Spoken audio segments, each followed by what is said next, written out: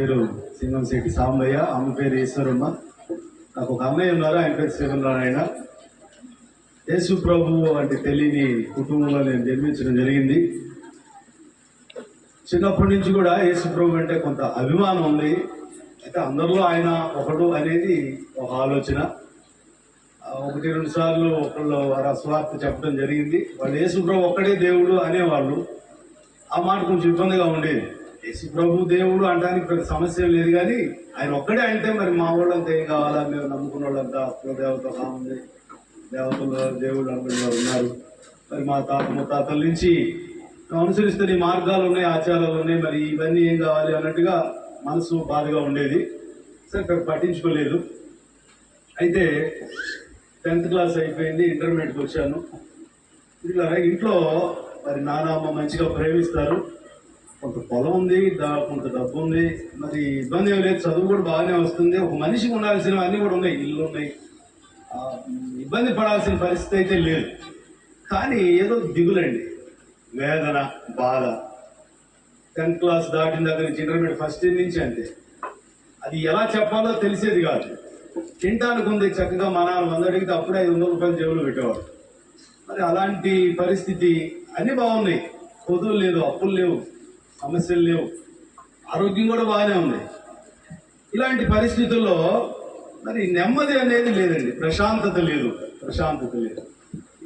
దానికోసం ఎన్నో ప్రయత్నాలు, ఎన్నో భజనలకి, గుళ్ళకి, గోపురాలకు తిరగడం జరిగింది. చివరికి ఎవరో చెప్పారు, మీ అబ్బాయికి ఆ దోషం ఉంది, ఈ దోషం ఉంది అంటే మా నాన్న ఒక్కొక్క అంతరం 3,000 5,000 పెట్టి ఎక్కడి నుంచో తీసుకొచ్చి కట్టి నిమ్మకాయలు అన్ని చాలా చేశాం. ఎన్ని చేసినప్పటికీ కూడా నెమ్మది రాలేదు, చచ్చిపోదాం అనిపించింది. ఇంకా రకరకాల ప్రయత్నాలు, అవన్నీ కూడా ఫలితాన్ని ఇవ్వలేదు. ఇలా చెప్పడానికి చాలా ఉంది, నేను చెప్పడానికి ముగిస్తాను. దైవజనులు వచ్చారు.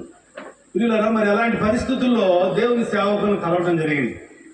తిరిగి నా సమస్య చెప్పాను, ఏమంటే నా పరిస్థితి ఇది, నెమ్మది లేదండి, దిగులు ఉదయం బాగుంటాయి, సాయంత్రం బాగుంటాయి, కారణం నాకు తెలియదు, అన్ని బాగానే ఉన్నాయి అంటే ఆయన అన్నారు, తమ్ముడు నీ సమస్యకు ఒకటే కారణం, దేవుడు నీతో లేడు అన్నారు. దేవుడు నీతో లేడు అంటే నేను చిన్నప్పటి నుంచి ఒక భక్తి గలవాడిని. మరి సాంబయ్య కొడుకులు మంచోళ్ళు అని ఒక సాక్ష్యం కూడా ఉంది. ఒక రోజుకి వెళ్ళేవాళ్ళం కాదు, నేను మంచోడిని అనే భ్రమలో ఉన్నాను, మంచోడిని అనుకుంటా ఉండేవాడిని. అంటే ఏమండి ఇట్లా మాకు ఇంతమంది ఉన్నారు ఇట్లా అని చెప్పేవాడు. ఆయన ఒకటే చెప్పారు, అయ్యా దేవుడు ఒక్కడే, ఆయన యేసు ప్రభు వారు, ఆయన నీ కోసం ప్రాణం పెట్టారు, రక్తం చిందించారు, మరణానికి కలిసి తిరిగి లేచారు. నీకు ఇష్టం ఉన్నా లేకపోయినా, నీకు నమ్మినా నమ్మకపోయినా ఆయన ఒకటే దేవుడు, ఆయన నీతో లేడు. అందుకే ఈ వేదన. మరి ఆయన నీ కోసం ప్రాణం పెట్టాడు, నీ పాపాలు ఆయన క్షమించడానికి ఆయన నీ శిక్షను భరించాడు. కాబట్టి నువ్వు ఆయన దగ్గర కనుక పాపాలు ఒప్పుకుంటే ప్రభు నిన్ను క్షమించి మరి ఆయన నేను కలుసుకుంటారు, అప్పుడు నీకు ఈ సమస్య పరిష్కారం అవుతుందని చెప్పారు. చెప్పినప్పుడు నాకు ముందు నాకు దిగులు పోవాలి, నాకు నెమ్మది కావాలి, నాకు ప్రశాంతత కావాలి అనేది నా ఆలోచన. మరి నేను మంచోడిని అనుకుంటానే, సరే ఎట్లా ప్రార్థన చేయటాలో కూడా తెలియదు, బైబిల్ తెలియదు. ఆ సమయంలో ఇంతకుముందు ఎలా నువ్వు దండం పెట్టుకున్నావు అట్లా ప్రార్థన చేసుకొని చెప్పడం జరిగింది. దేవుని లేఖనాలు కొంచెం చెప్పడం జరిగింది.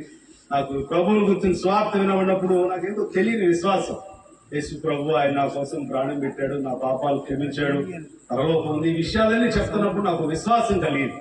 నేను ప్రార్థన చేయడం మొదలు పెట్టాను. వచ్చిరాని ప్రార్థనే నాకు ఆశ్చర్యం అనిపించింది. ఏంటంటే నేను మంచోడిని అనే ఉద్దేశంతో ప్రార్థన ప్రారంభించాను, కానీ ఆ వెలుగులో నా పాపాలన్నీ నాకు అర్థమవుతా ఉన్నాయి. 3 రోజులు పట్టిందండి నా పాపాలు ఒప్పుకోవడానికి. అన్నం తెలియలేదు, భోజనం మీద మనసు లేదు, 3 రోజులు ప్రార్థన చేసుకుంటానే ఉన్నాను. 3 రోజులు ఆ వెలుగులో నా పాపాలన్నీ నాకు అర్థం. ఇవన్నీ పాపాలని అంత ముందు తెలియదు. చివరికి నా మీద నాకే అసహ్యం వేసింది, నేను ఇంత చెడిపోయినా అనిపించింది. ప్రభు దగ్గర ఒప్పుకుంటుండగా దేవుని సేవకులు చెప్పిన వాక్యాన్ని బట్టి ఆయన రక్తం నన్ను కడిగింది. మరి 2001వ సంవత్సరం ఫిబ్రవరి నెలలో యేసు ప్రభు వారిని నేను కలుసుకున్నాను. దేవుని స్తోత్రం చెప్పాలి. ఆయన నేను ఇంతకుముందు నాకు అనుభవం లేదు, ఒక భ్రమ, ఉన్నారు వాళ్ళు ఉన్నారు వీళ్ళు ఉన్నారు, ఏదో పూజలు ఇట్లా. కానీ నిజదేవుణ్ణి కలుసుకున్న రోజు ఆ రోజు నేను ఆయనతో సహవాసం ఏర్పడింది. ఆ రోజే ప్రియులరా, ఎప్పటి నుంచో ఉన్నటువంటి ఆ దిగులు, మరి ఆ ప్రశాంతమైన పరిస్థితి మొత్తం పోయింది. చెప్పనశక్యమును మహిమాయుక్తమైన ఆనందాన్ని నేను ఆ రోజు అనుభవించాను. అప్పటి నుంచి ఇప్పటికి 25 సంవత్సరాలుగా నేను అట్టి ఆనందాన్ని ఆయనతో అనుభవిస్తున్నాను.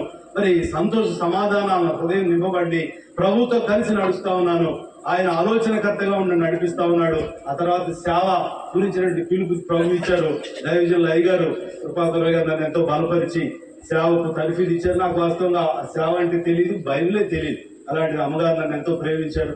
కృపాకర్ గారు ఎంతో ప్రేమించి మరి దేవుని సేవ ఎలా చేయాలి ఇలాంటి విషయాలు అది కూడా నేర్పి వాళ్ళ దగ్గర 4 సంవత్సరాలు ఉంచుకొని వీళ్ళరా మరి ఎంతో నన్ను బలపరిచారు. ఆ తర్వాత దర్శి బొమ్మ ఉన్నాడయ్యా దేవుడు అని చెప్పడం జరిగింది. మరి దర్శి వెళ్ళాము 2006లో. నేను పొందిన సమాధానం సంతోషాన్ని కూర్చి ప్రభు ఇచ్చిన సమాధానం ప్రకటిస్తూ దర్శిలో సేవ ప్రారంభించాం. పిల్లరా మరి దర్శిలో దేవుడు మందిరం ఇచ్చాడు, ఆత్మలు ఇచ్చాడు, పక్క గ్రామాలు 2 గ్రామాలు ఇచ్చాడు. కూడా మందిరం కట్టాం ఒక స్థలంలో. ఇలాగ అనేకులు రక్షించబడతా ఉన్నారు. వాళ్ళు కూడా సమాధానాన్ని పొందుకుంటా ఉన్నారు. మరి దేవుళ్ళు ఆనందిస్తా ఉన్నారు. మరి మా పాస్టర్ గారి పేరు ఆత్మకుమారి, నాకు 2 కొడుకులు, ఒక ఆయన బిల్బ్రేట్, ఇంకొక ఆయన సంతోష్ పాల్. పిల్లలు మా కోసం ప్రార్థన చేయండి. ఈ రాత్రి నేను చెప్పగలిగింది ఏంటంటే, నీకు ఎన్నున్నా సంతోషము సమాధానం కావాలంటే యేసు ప్రభు మాత్రం ఇవ్వగలడు. ఆయన నీ పాపాల కోసం ఆయన తన రక్తాన్ని చిందించాడు. ఆయన నీ కోసం ప్రాణం పెట్టాడు.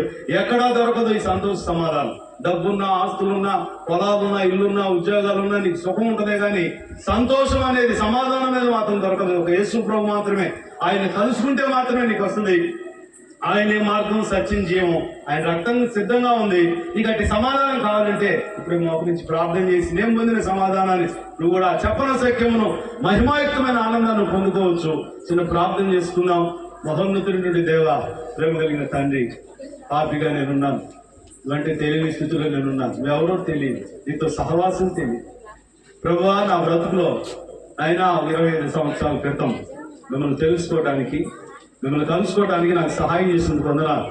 నా కోసం ఈ లోకానికి వచ్చి నా శిక్షను భరించి నా కొరకు చిందించిన విలువైన ప్రశస్తమైన రక్తం కొరకై స్తోత్రాలు.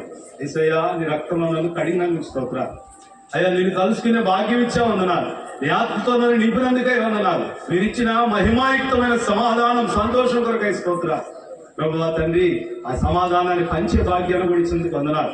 లేదా ఇంకా ఎవరైతే ఇక్కడ అతి సంతోష సమాధానం లేకుండా ఉన్నారు, ప్రశాంతత లేకుండా ఉన్నారు, నెమ్మది లేకుండా ఉన్నారు, మరి రాత్రి మారుమనసు పొందడానికి, పాపాల పుగరు పశ్చాత్తాపడి మిమ్మల్ని సొంత రక్షణలో అంగీకరించడానికి సహాయించి, కలువరి శిలువ ద్వారా మీరు ఇచ్చిన సంతోష సమాధానాలు ప్రతి ఒక్కరు అనుభవించడానికి సహాయించి, నిత్య నరకం తప్పించుకొని పరలోకం వెళ్ళడానికి సహాయించి, ప్రభువా ఈ కృపా సమాధానాలు మాత్రం ఇచ్చి దాసులకు బలపరిచి మాతో మాట్లాడను యేసయ్య నామములో ప్రార్థిస్తున్నాము తండ్రి, ఆమేన్.